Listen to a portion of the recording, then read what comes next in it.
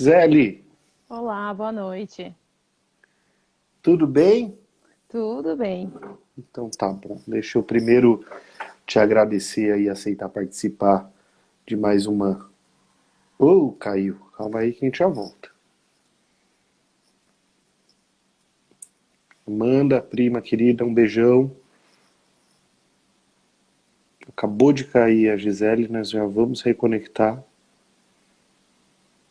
Guailton, um abraço pro Extremo Sul aí então. E o Rafael Nixon aí que entrou.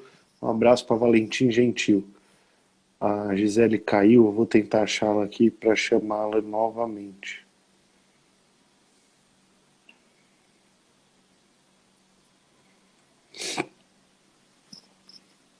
Camila, um beijo para você, pro Pedro e pra Amora. A Gislaine e o Ivan entraram aqui. Ah, Gisele, voltou. Voltei. Então tá bom. Ó, o nosso presidente Pedro Moro está aqui acompanhando a gente. Acabei de ver a chegada dele aqui. Mandar um abraço para ele. Inclusive, começar aqui mais essa edição agradecendo a sua participação, o seu aceite em participar do Caio Luz e Prosa. Eu confesso que eu já perdi o número da edição, mas deve ser 15ª, 16ª, algo como isso. E eu queria dizer que, à medida que o pessoal for aparecendo aqui, eu vou tentando mandar um abraço. Eu quero que você se sinta à vontade para fazer o mesmo, caso entre alguém que você queira mandar um abraço.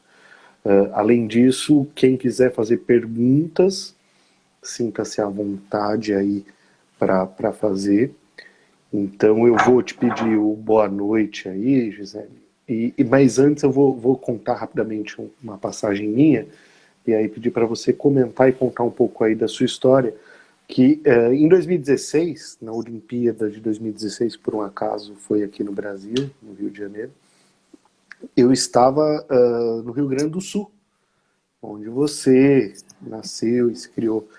E eu achei muito interessante que no noticiário ali da manhã, enquanto eu tomava o café da manhã, o jornalista ali citou a Olimpíada e falou: vamos contar um pouco hoje uh, da, das, de como foi ou como está sendo, né, o desempenho dos atletas gaúchos na Olimpíada, e não brasileiros, tá dizendo, Sim. os atletas gaúchos.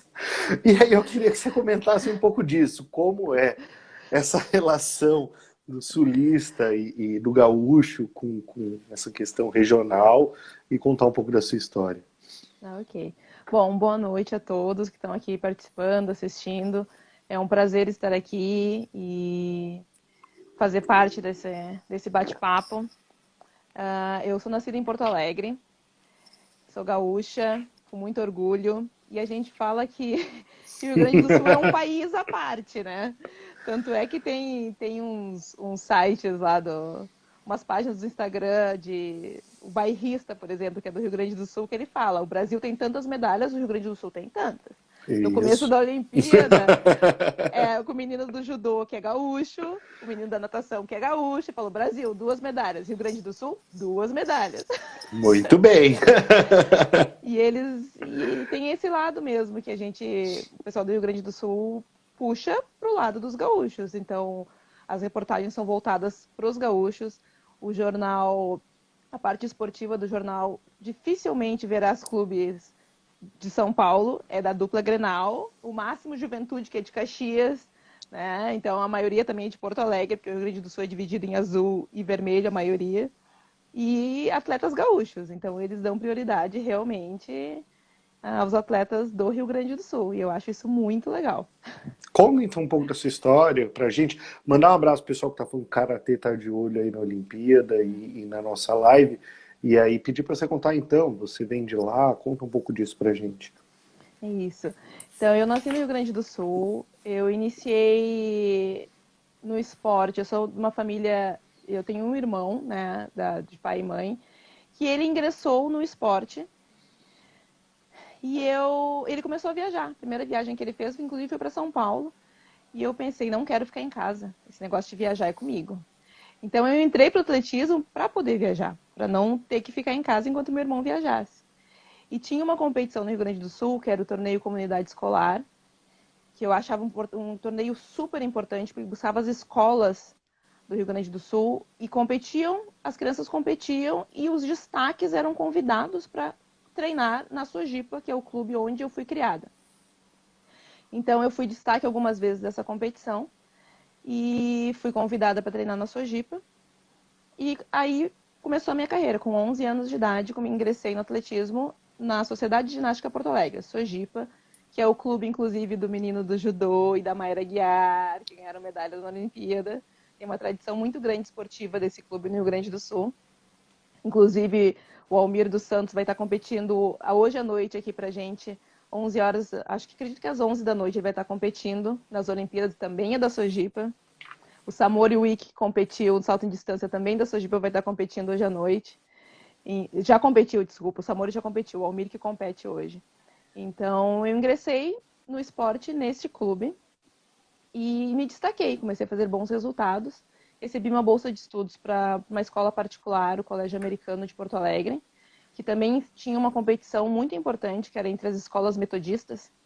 E eles davam bolsas para a gente participar e defender a escola, né? Então eu recebi bolsa para estudar nessa escola e fui me destacando no esporte. Com 14 anos eu fui campeã brasileira e sul-americana na categoria sub-16.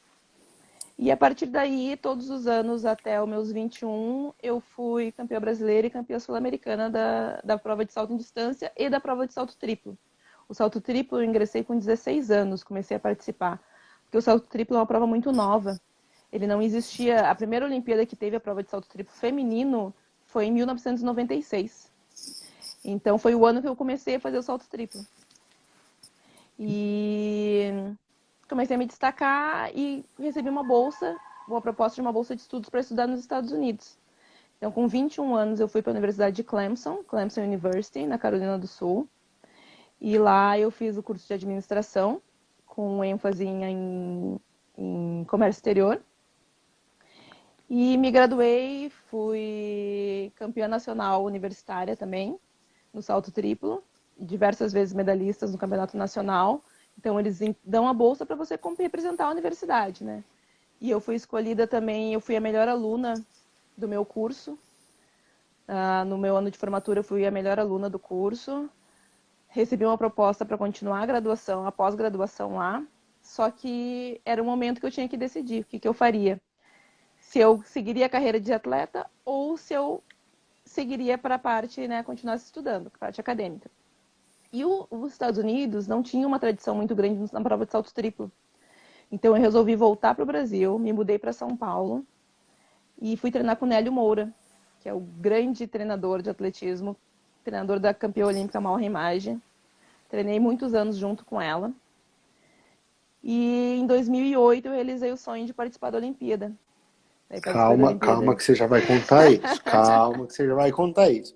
Eu queria mandar um abraço para o Fabinho Reis, vereador de Carapicuíba e ferroviário, como nós dois que entrou aqui conosco.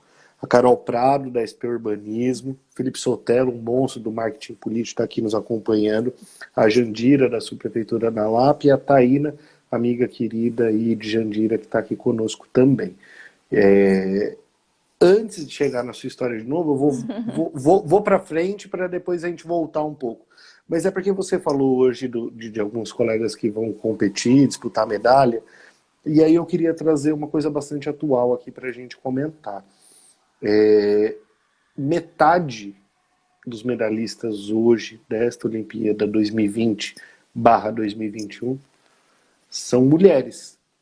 Das 10 medalhas que a gente conquistou, 5 foram por mulheres, isso inclui a dupla tenista, mas eu estou contando como uma medalha. Para a gente ter uma ideia, na Olimpíada passada foi de 19 foram 5 mulheres, então um terço. Então a gente tem avançado nisso. Eu queria que você comentasse um pouco isso e como você enxerga isso para o nosso esporte brasileiro. Eu acredito que as mulheres estão ganhando espaço, né, em todos os lugares da sociedade, inclusive no esporte. Assim como todas as áreas profissionais, onde os salários dos homens são maiores que os salários das mulheres, no esporte também existe isso. né? Muitos atletas masculinos, eu já tive casos de atletas que tinham resultados piores que os meus, que recebiam uma bolsa, um auxílio, uma bolsa maiores que as minhas. E eu acho que está começando a melhorar o incentivo para o esporte feminino. E por isso as mulheres estão conseguindo se destacar mais. E nós temos talentos grandiosos no país, né?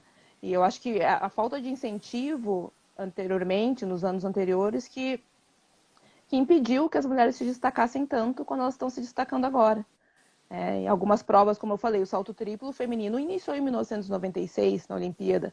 A gente não tinha oportunidade de praticar esse esporte. O salto com vara é um esporte novo também para as mulheres. As mulheres não podiam participar desse esporte antigamente. Então, eu acho que as portas estão se abrindo, novos patrocinadores estão enxergando as mulheres de uma forma diferente e estão vendo aí uma oportunidade de negócio também, porque querendo ou não, um patrocínio é um negócio, né? Tá usando a imagem das atletas para promover uma marca. E as mulheres estão se destacando muito. Eu acho isso muito importante e é um exemplo para a sociedade em geral, né? Que as coisas, que a gente consiga essa igualdade que a gente luta há tanto tempo. É muito representativo esse número até o momento. E pelo que a gente vê, tende a aumentar, talvez com o vôlei feminino e outros esportes, a gente fica na torcida porque é bastante representativo. Mas eu vou pegar aqui um pouco do que você falou da questão do investimento, e é muito interessante que a gente, brasileiro, a gente cobra os atletas quando chega a Olimpíada como se estivéssemos na ponta, mas a gente sabe que o nosso investimento comparado com o de outros países é irrisório, né? Eu queria saber um pouco de você, como você enxerga essa cobrança diante da falta de investimento, ao mesmo tempo, o quanto contasse um pouco pra gente, que talvez não seja nenhum de nós que esteja assistindo, ou poucos de nós, atletas, e o quanto isso faz falta para o atleta, essa falta de investimento. O que acontece? A falta de investimento realmente acontece, não só de investimento, mas também de estrutura, né? Muitos atletas não têm local apropriado para treinar, não tem pista, puxando pelo lado do atletismo, não tem uma pista de atletismo própria para treinar. Nós temos uma menina na Olimpíada que ela treina em pista de carvão e vai e compete na pista top do mundo, né? Então, além, não só o investimento de patrocínio direto nos atletas, nós não temos estrutura no país. A maioria dos atletas vão para fora para fazer campings em países de primeiro mundo para conseguir uma estrutura melhor de treinamento. Então, muitas vezes, eu saí do país para fazer campings de treinamento e eu ficava isolada num lugar perfeito, onde tinha alimentação correta, tinha fisioterapia, tinha um alojamento, ficava focado exclusivamente no esporte. E aqui no Brasil tem muitos atletas que precisam trabalhar, tem atletas que perderam patrocínio, que às vezes uma equipe fecha, manda os atletas embora, muitos atletas estavam trabalhando de Uber, estavam trabalhando carro de aplicativo, estavam trabalhando de entregadores e treinando no outro período. E é muito difícil, as empresas, o futebol no Brasil é muito valorizado e os outros esportes perdem o seu valor. E os esportes olímpicos conseguem um investimento maior um ano antes da Olimpíada, no ano de Pan-Americano. E um ano é muito pouco, a gente vê que um atleta, o Bolt mesmo falou que ele treinou mais de 10 anos para conseguir a primeira medalha. Então, um investimento de um ano não vai fazer com que um atleta se destaque. O atleta brasileiro se destaca muito pelo seu talento, né? Pelo seu talento, pela sua raça, aquela coisa que o brasileiro tem de determinação, mas o investimento ainda é muito, muito, muito pouco comparado com os outros países. Então, essa exigência de medalha, eu acho uma coisa meio absurda, assim, as pessoas não têm noção. E às vezes criticam um atleta que foi para uma Olimpíada e ficou em 20º lugar. Ele é o 20º melhor no mundo naquilo que ele faz. Já imaginou você ser o 20º melhor na sua profissão, o 20º melhor do mundo, o 20º melhor advogado do mundo, sabe? Então as pessoas não têm noção o que isso significa realmente, né? E com pouco investimento que nós temos. Não, é bastante representativo de fato. Eu ia entrar um pouco, mandar um abraço aí para Eliseu, que fala da Rebeca, um grande representante aí nesse momento. Mandar um abraço aí para o Anderson também, que falou da falta de estrutura, é professor de karatê, diz que só de conseguir ir para a competição já é uma grande conquista para o atleta brasileiro. A gente vai já voltar para falar da Olimpíadas que você participou, e eu acho muito bacana essa história, mas eu queria antes trazer uma coisa que a gente ainda na área de investimento. São duas perguntas em uma para você conseguir fazer aí a relação para a gente. Primeiro, houve um maior investimento do Brasil para a Olimpíada que passou, no caso aqui no Brasil em 2016? Essa é a primeira pergunta. Em cima dela esse investimento prosseguiu na mesma magnitude para essa Olimpíada que a gente chega agora em 2020, 2021? Teve sim um investimento maior para as Olimpíadas do Rio, porque todos os países que sediam as Olimpíadas, ele tem a tradição de trazer muitas medalhas, né? Então existiu sim um investimento, tanto em estrutura, que hoje a maioria das estruturas que foram criadas já não existem mais para a Olimpíada do Rio, como um incentivo direto aos atletas. Para essa Olimpíada de agora, existiu sim um investimento, mas o investimento é feito no imediatismo. Por exemplo, o atleta é top 10 do mundo, o atleta recebe o seu incentivo, mas e os atletas que não estão entre o top 10?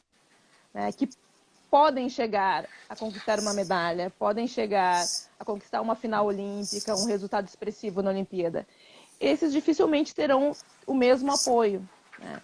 E esse imediatismo faz com que o Brasil não consiga prosseguir com resultados melhores ao longo dos anos, porque o certo seria investir na base do esporte, né?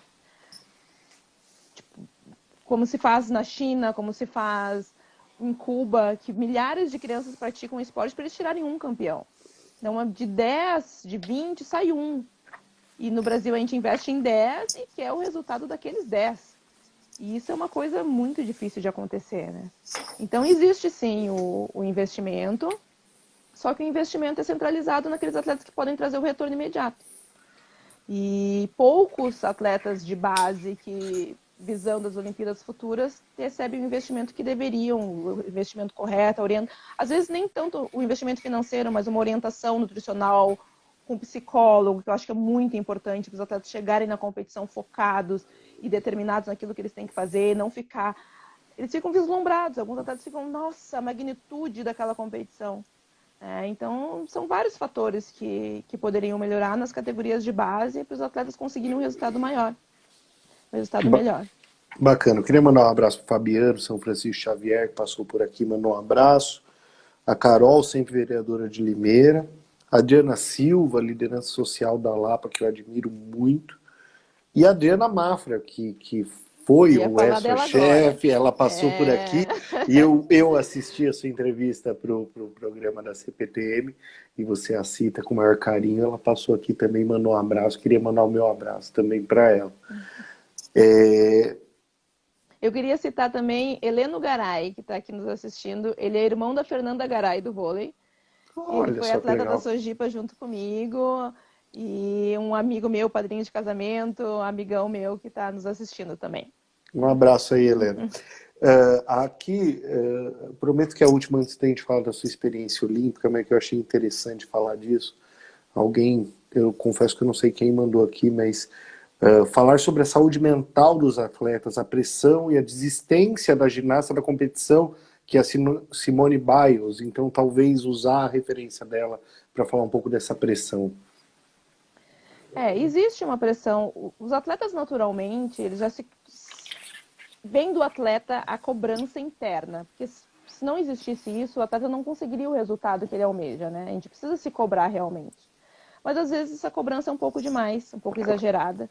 E numa competição como a Olimpíadas, a pressão externa é muito maior que a pressão interna, né?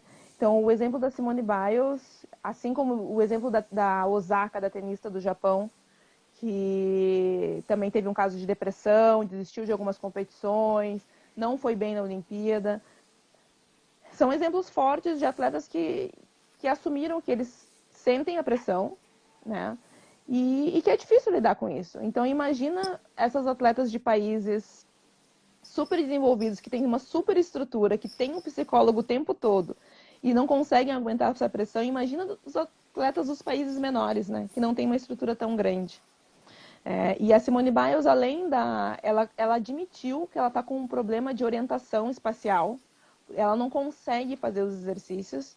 Então, para se preservar de uma crítica maior, de um erro maior, como ela teve o erro na Olimpíada, ela resolveu se poupar. Porque é muito provável que se ela não conseguisse aquele número de medalhas que ela está sendo esperado dela, ela fosse entrar também num processo depressivo. Assim como o Trevon Bromell, que foi um campeoníssimo nos 100 metros, não participou da final. Anos atrás, na Olimpíada do Rio, ele saiu de cadeira de rodas da Olimpíada e ele quase tentou se matar logo em seguida. Ele teve um processo de depressão muito grande pela cobrança. Então, a saúde mental, assim como a saúde física, elas andam lado a lado. Precisa ser tratado, precisa ser acompanhado, o treinamento tem que ser conjunto, não tem como fazer uma coisa separada nesse sentido. Muito bacana. O Rodrigo Assis passou aqui, mandou um abraço, um amigo que temos em comum. E o Anderson mandou uma mensagem, eu juro que eu já rebusco aqui, Anderson, porque eu acho que é importante, que subiu aqui, eu não consegui enxergar todo o texto, mas eu já rebusco para a gente falar. Mas eu ia entrar um pouco na Gisele para perguntar da sua experiência olímpica. Então conta pra gente, você foi atleta representante do nosso país na Olimpíada de Pequim, foi isso? Isso, na Olimpíada de Pequim. Em 2007, eu passei por uma cirurgia muito séria do joelho. Eu tinha um problema de cartilagem nos joelhos, uma condromalácia grau 4, e a prova de salto triplo exige muito, né, da parte óssea. E me falaram que eu nunca mais ia conseguir fazer o salto triplo. E eu fiz, o médico, o Dr. Cristiano Lorino me operou, faz minha recuperação junto com o fisioterapeuta Rodrigo Iglesias, e acreditaram, e meu treinador, o Nélio Moura, acreditaram que eu ia voltar. E nas primeiras competições do ano de 2008, eu fiz o índice olímpico para participar da Olimpíada de Pequim e realizar meu sonho, que era de participar de uma Olimpíada. Foi a primeira brasileira a fazer o No índice. índice, naquele ano, sim. Eu fui a única, na verdade, representante no salto triplo. No salto em distância foi a Keila Costa e a Mal Remage, mas no salto triplo, a única representante do Brasil naquela Olimpíada fui eu. Que honra. E foi uma experiência única, assim. É uma coisa... É aquilo que eu falei, de chegar e falar, uau, o tamanho dessa estrutura que é feita para os atletas, o tamanho de um refeitório, onde os atletas estavam jantando, estava o Kobe Bryant do meu lado, jantando, e tu vê os seus ídolos ali, né? E não tem como tu não ficar... Claro, tu fica focado na competição, mas não tem como tu não ficar admirado com aquilo e se sentir importante. Eu estou no meio dos melhores do mundo, eu sou uma das melhores do mundo. É uma sensação única, assim, é uma sensação única que eu arrepio toda vez que eu lembro do dia que eu entrei no Estádio Olímpico para competir.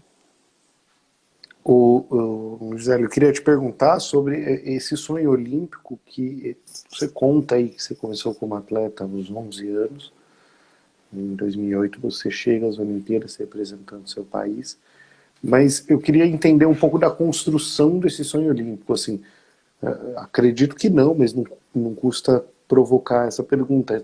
Com 11 anos você sabia que você ia ou queria ir para a Olimpíada? E como então essa construção desse sonho, assim? Não, na verdade, com 11 anos eu só queria viajar. Eu queria... Mas no momento que tu começa no esporte e tu começa a se destacar, né, participar de campeonatos sul-americanos e tu começa a entender um pouco mais do esporte, e tu começa a ter ídolos, né? Começa a entender e ver o esporte na televisão e ver pessoas, conhecer a história do esporte, tipo, aquilo começa a crescer dentro de ti. Assim, então, eu digo do sonho olímpico porque eu fui para os Estados Unidos, me graduei com uma das melhores notas da universidade, a melhor aluna atleta da universidade naquele ano, mas faltava alguma coisa. E com os resultados que eu estava atingindo, eu sabia que existia a possibilidade, não seria uma coisa certa que eu conseguiria participar de uma Olimpíada. Mas eu fui atrás do meu sonho, determinada de querer estar ali entre os melhores, né, do mundo e participar da Olimpíada. E foi um sonho realizado, assim, de conseguir participar da Olimpíada de Pequim. E Bacana. depois da Olimpíada de Pequim, no ano de 2009, foi o meu melhor ano como atleta. Eu acho Então, que como foi esse ano? porque acho que passou aquele uau, né? Meio que me acostumei com aquela sensação. E em 2009 eu fui finalista no Campeonato Mundial de Atletismo. Eu fiquei entre as 12 melhores do Campeonato Mundial e foi o melhor ano da minha carreira, assim. Eu fiz marcas o ano todo consistente, marcas muito boas, né? Então, essa é importante. Às vezes as pessoas pensam, o cara foi para a Olimpíada, ficou lá em 30º, mas é muito importante ele sentir, ter aquela sensação, participar uma vez. Muito provável que na segunda vez que ele participe, ele terá resultados melhores. Assim como aconteceu com a Rebeca. Rebeca Andrade, de 2016, era uma menina participando da Olimpíada, né? E esse ano ela já entrou sabendo o que ia acontecer, sabendo tudo que a estrutura que era, não estava admirada com nada, ela sabia que ela estava ali para fazer, concentrada somente na competição.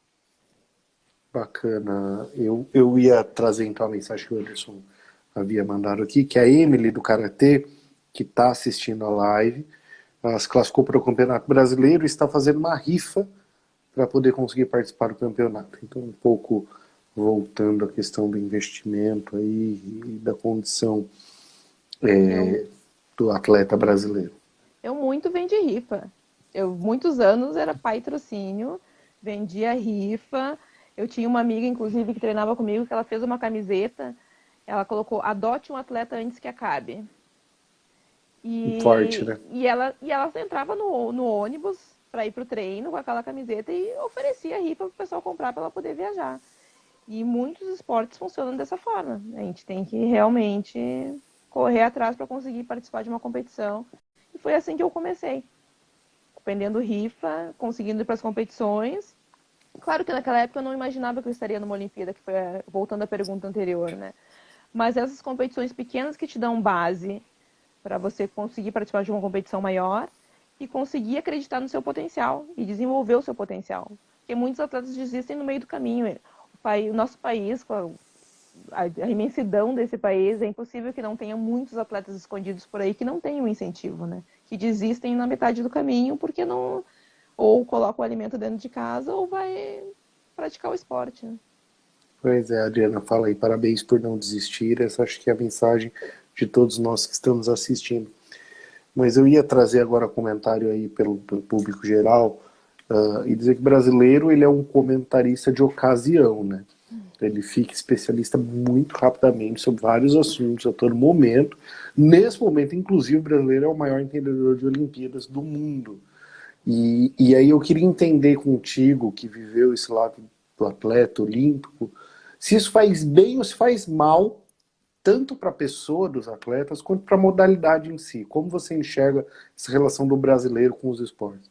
Nesse sentido, do comentarista de ocasião. É que além de comentarista, ele é um torcedor. Eu acho que os comentários às vezes não vêm por maldade, né? Eles vêm porque o brasileiro quer muito ver o brasileiro se dando bem. Legal. E só que eles não sabem o que tem por trás da história daquele atleta, né? A dificuldade toda que ele passou. Esse ano, por exemplo, de pandemia, que os atletas treinavam na rua, no concreto, porque não tinham, os locais todos de treinamento estavam fechados, né? Então, é difícil. Ele, além do comentarista, ele é um torcedor. E o torcedor, muitas Ele é um vezes, não pensa. apaixonado. Exatamente, isso que eu ia falar agora. Ele não pensa com a cabeça, ele pensa com o coração, né? E depois que ele faz aquele comentário, quando o atleta vai dar uma entrevista, ele para pensar, poxa, verdade, né? Esse atleta não tinha nem onde treinar. O menino da natação que foi medalha que estava nadando no açude, que não tinha piscina aberta para ele treinar no meio da pandemia, sabe? Daí tu vai parar pra pensar, pô, o atleta não tinha nem condições, não tinha. Mas pode fazer muito mal, depende de como o atleta absorve aquilo que é dito, né? Tem uma orientação muito grande do time Brasil, né, durante as Olimpíadas, que é para os atletas não ficarem atentos às redes sociais e a alguns sites que já são conhecidos por detonar os atletas antes deles entrarem na competição. Mas vai muito do atleta também, né? Se isolar e e saber, né? Eu acho que cada um sabe de si, cada um sabe tudo que passou para chegar até lá. Mas que faz mal, faz. Eu acho que as pessoas deveriam pensar um pouquinho em tudo, né? Que os atletas passam para chegar lá. E investimento que é muito diferente dos países de primeiro mundo, com o investimento que nós temos aqui. Principalmente nas categorias de base. Eu acho que quando o atleta está no topo, eu acho que meio que se iguala, né, com os atletas de primeiro mundo. Mas nas categorias de base e no intermediário, eu acho que é o principal. Né? E para a gente ter mais atletas conseguindo medalhas, a gente tem que investir realmente na base. Bacana. Então... Queria mandar um abraço. Desculpa aí, Gisele, você ia Não, fica terminar? tranquilo. Não, fica tranquilo. Queria mandar um abraço para Débora Machado, proprietária da Casa O, que é um centro cultural no Ipiranga. Marcos Garcia, secretário adjunto da Infraestrutura Urbana e Obras aqui do município de São Paulo, passou aqui e mandou um abraço. O Eduardo Tavares, colega nosso ferroviário também. Eu já vou falar de ferrovia, mas antes eu quero dizer o seguinte: sua vida olímpica, ela passa para além da sua experiência como atleta olímpico em 2008 e toda a sua experiência como atleta muito bonita aí que você contou, mas o seu marido está lá no Japão agora. Meu marido está no Japão. Meu marido é treinador de atletismo. Ele foi campeão mundial de revezamentos com o Brasil em 2019. Hoje à noite, meia-noite e 20, todos na torcida por Alisson dos Santos, que é o Todos grande nome do nós. atletismo nacional. E estará disputando medalha na prova de 400 metros com barreira. É um jovem atleta de 21 anos. É o rapaz da dança? Que faz Tá a famoso dancinha por... antes de correr. Isso, legal, Ele é legal, legal. super Ele tá super descontraído. famoso, né? Ele é um menino assim com a cabeça muito boa, muito maduro para a idade dele. E meu marido é treinador dele. Então eu tô Ah, que aqui conversando com vocês, legal. mas meu coração já tá a mil, já pensando na competição. E ele tá lá, tá no Japão, tá nas Olimpíadas. E ele além do Alisson, ele tem outros atletas. Ele foi com 5 atletas para a competição. E treinador da seleção brasileira. Um orgulho grande para nossa família. Pode ter certeza que o nosso já estava e agora ainda mais aí na torcida hoje pelo Alisson, pelo seu esposo. Tenho certeza, ou pelo menos a nossa torcida não faltará para que dê tudo certo. Meia-noite e 20, todo mundo junto aí. Todo mundo junto. Vibrações positivas. Vibrações positivas. Eu ia agora entrar um pouco até nessa coisa do ferroviário, até porque hoje é um dia bastante especial. Há 17 anos exatamente eu entrava na Companhia Paulista de Trens Metropolitanos como aluno aprendiz em 2 de agosto de 2004 e lá eu construí boa parte da minha carreira. Hoje não estou mais lá, mas lá em 2004 conheci a Fernanda, que hoje é minha esposa, também ferroviária, também funcionária da Companhia Paulista de Trens Metropolitanos. Então isso é muito importante lembrar, 2 de agosto de 2004, hoje 17 anos dessa minha entrada. E aí eu ia perguntar isso, você hoje é uma ferroviária. E aí Ferroviária. eu queria que você contasse essa sua entrada e se pudesse emendar um pouco e contasse como é dividir essa relação entre o atleta e ex-atleta e ferroviária. Conta isso pra gente um pouco. Então, 2016 foi meu último ano como atleta. Eu competi tentando participar das Olimpíadas do Rio, não consegui, não tive êxito, por várias lesões que eu tive no meio do caminho. E eu fiquei, depois, foram 25 anos como atleta, né? Então eu resolvi tirar um ano sabático, para não dar uma descansada. E o meu cunhado chegou e falou para mim, vou fazer um concurso, vamos fazer junto. Eu falei, mas não, eu tô bem aqui, descansando. Não, vamos fazer. Ele deu uma insistida, eu falei, quer saber, vou fazer esse concurso. Fiz o concurso da CPTM, faz 3 anos que eu entrei em 2018, fui chamada em 2018, 9 de maio de 2018. Ingressei na empresa, né, e sou muito feliz trabalhando na CPTM, gosto muito do que eu faço. Eu entrei, estava gestante de 6 meses, e então eu trabalhei pouco tempo, já saí de licença maternidade, mas trabalhei na linha 13, que é a linha que atende o aeroporto de Guarulhos. E na época que iniciou, né, a linha 13, que abriu a linha 13, o pessoal que entrou nessa turma foi primeiramente trabalhar na linha 13. E para mim foi ótimo, porque não tinha muito movimento na linha, então eu pude concluir a minha gestação tranquilamente. E depois eu voltei e hoje eu trabalho na estação do Tatuapé, super movimentada. Super movimentada. Mas eu gosto. Eu gosto mais do que uma estação tranquila, assim. Porque acontece de tudo no dia no Tatuapé. E eu sou agitada por natureza, eu caminho rápido para lá e para cá. Eu acho que é um legado do esporte, né? Eu sou agitada, então eu gosto muito de trabalhar ali no Tatuapé. E tinha uma pergunta, alguém, eu não lembro quem foi, mas que perguntou qual foi o legado que o esporte me deu. Foi Eduardo Tavares, nosso colega ferroviário. Eu acredito, e eu acho que as pessoas que estão ao meu redor também, que eu sou muito disciplinada e determinada, né? Então, eu gosto de fazer tudo da forma que me é ensinado e da forma correta. Essa disciplina, raramente eu chego atrasada no trabalho, porque se você chega atrasado numa competição, você não entra para competir. Então, eu aprendi isso com o esporte, né? Que não, a gente não pode deixar esse lado da disciplina para lá, né? Então eu sou muito disciplinada e muito determinada e eu uso isso no meu dia a dia ali na estação. Bacana, Gisele. Eu vou entrar aqui na fase final das perguntas.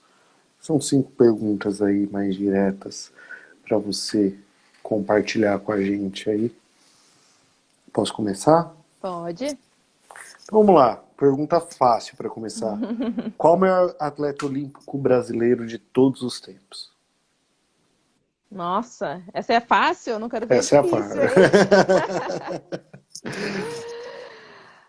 hein? Eu não sei, é que meu ídolo é o Ademar Ferreira da Silva. Ah, que legal que você falou dele, porque uma das perguntas que eu tinha separado era para falar dele, mas acabou não dando tempo. Então fala dele, fala por quê. O cara era extraordinário, né? Ele trabalhava, ele era funcionário público. E ele foi tudo que ele podia ser no esporte. E ele falava vários idiomas, é tudo fruto da dedicação exclusiva dele, né? Porque naquela época o esporte o olímpico era realmente amador, tu não podia receber, nenhum atleta poderia receber para poder participar de uma Olimpíada. Então ele batalhou tudo dele, assim, é uma inspiração e única, assim, para mim. E fazia a minha prova, né? Salto triplo. Então, Vou para aproveitar mim, essa sua resposta e perguntar o porquê do salto triplo, como se deu essa escolha. na verdade, no atletismo, a prova escolhe o atleta. Quando a gente é novo, a gente faz todas as provas. Eu fiz de tudo. Eu fiz de 100 metros, só lançamentos, arremessos eu não fiz, porque eu não tinha... Eu sou baixinha, na verdade. Para quem não me conhece, eu sou baixa, eu não tenho uma estrutura de uma arremessadora, mas eu fazia as provas de corrida, prova de salto em altura, salto em distância, salto triplo. E a prova que eu comecei a me destacar mais foi o salto triplo. Então a gente fala que no atletismo a prova te escolhe. Tu faz de tudo quando tu é jovem e a prova acaba te escolhendo. Bacana. Essa pergunta não estava aqui na lista, mas eu gostei, o Vitor que mandou aqui. É mais fácil competir ou mais fácil lidar com o público? Competir. Por quê? Porque a competição, a gente lida, na verdade, ainda mais no esporte individual, sou eu e eu, né? Na verdade, eu entrava na pista querendo desafiar os meus limites, né? E não tava... Tem os adversários, claro, tu quer ganhar, tem que ganhar de alguém, mas é o atleta desafiando os seus limites. Agora, o público é difícil, porque o público são pessoas de diversas... Elas vêm de diversos lugares diferentes, ainda mais em São Paulo, diversos lugares do mundo, né? As pessoas passam com, com formas diferentes de falar com você, de lidar com você, e pra gente é difícil. E pra mim, inclusive, eu gosto, mas é desafiador, assim, lidar com o público. Imagino. Essa pergunta que eu vou fazer estava marcada aqui, ela se assemelha um pouco ao que o Eduardo Tavares perguntou, mas eu queria extrapolar você e falar do mundo. Quando eu pergunto o que do espírito olímpico você acha que deveria estar no dia a dia das pessoas?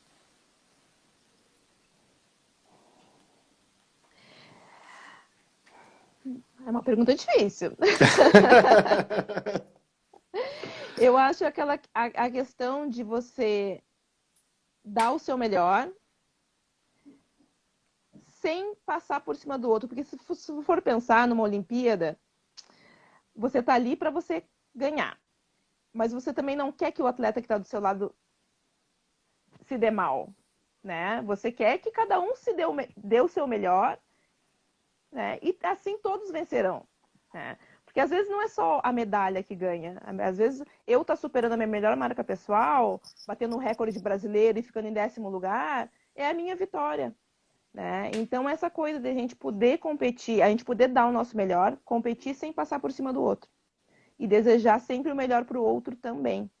Eu vejo muito na transmissão da ginástica, a Jade Barbosa está comentando, ela foi uma atleta super famosa da ginástica, e ela fica triste quando os atletas caem num elemento, porque ela fala, eu sei tudo que o cara passou para estar ali, né?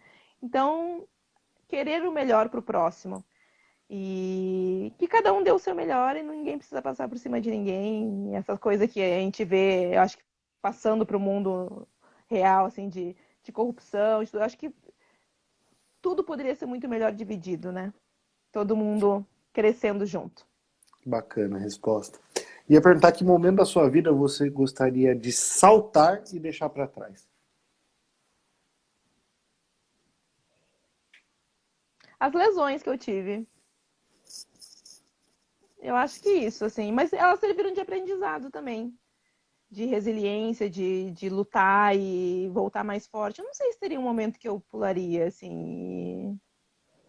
Eu acho que todo momento é único e serve de aprendizado. Eu acho que eu não deixaria nada para trás, não. Bacana. Bacana. É uma forma de enxergar. É. As duas finais para a gente concluir aqui, bem fáceis. Quem ou o que do Brasil merecia uma medalha de ouro? Ah, o povo brasileiro, né? O povo que tá todo dia. Que tá todo dia ali na batalha para conseguir o melhor para si e para sua família. Eu acho que as famílias brasileiras, eu prezo muito pela família, assim, família que eu digo não uma família, não somente as famílias estruturadas de pai e mãe, mas a família de mãe e filho, de vó e neto, sabe, as famílias brasileiras, eu acredito que mereceriam a medalha de ouro, assim, pela batalha do dia a dia. E quem ou o que do Brasil não merecia nunca ganhar uma medalha? As pessoas que acham que tem que passar por cima das outras para conseguir o que querem. E realmente, na verdade, não precisam, né? Na verdade, eu acho que as pessoas querem mais do que elas realmente necessitam, né? Então essas pessoas não merecem uma nada, medalha. Nada. Nem eu vou olhar aqui.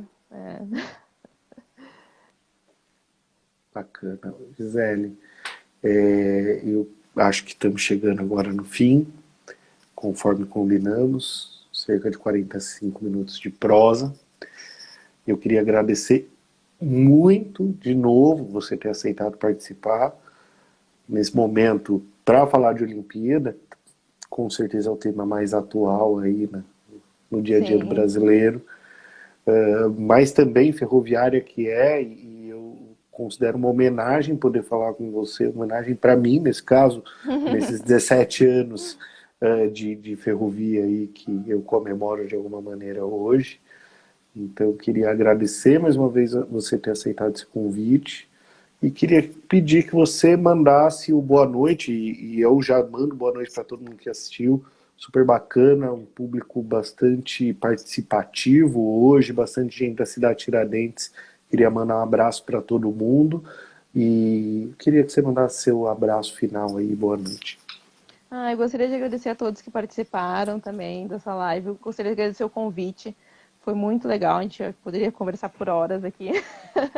Foi muito legal mesmo. E a todos os comentaristas de plantão, fiquem na torcida, não destonem os atletas brasileiros. Hoje todo mundo é especialista em salto com... como é? 400 metros com barreira. 400 metros com barreira. Todo mundo conhece, Exatamente. todo mundo já tem uma experiência para dividir, compartilhar. Não, fiquem na torcida. Eu acho que só cada um sabe a luta, né, que tem por trás de si, assim, daquele momento, a sua história. Então, fiquem na torcida pelos atletas brasileiros. Eu gostaria de incentivar todos também a praticarem esportes, que eu acho que é bom para a saúde física e mental da população em geral, não só dos atletas. E isso. E quem quiser me conhecer pessoalmente pode dar uma passadinha ali na Estação Tatuapé, no período da manhã. Estarei lá. Muito Isso, bom. muito obrigada. Muito bacana. Mandar um abraço aí pro Geraldo Ribeiro, metroviário, que ficou com ciúmes, que a gente só falou de ferroviária De aqui. Então, ferrovias. um abraço aí pro Geraldo. E passou também uma pergunta que eu não consegui responder, se ela fica salva, a live fica salva no IGTV da minha página. E quem quiser acompanhar, abraço Renato Corona também, da Vila Prudente, grande amigo. Abraço para todo mundo, em geral. Obrigado, Gisele. E Muito eu vou obrigada. passar lá no Tatuapé para te ver, tá bom? E te dar um Ai, vai sim. abraço. Vai sim. Um abração e boa Obrigadão. noite. Boa noite. Fiquem na torcida, hein, pessoal? Todos juntos hoje. Hoje. Tchau, tchau. Tchau.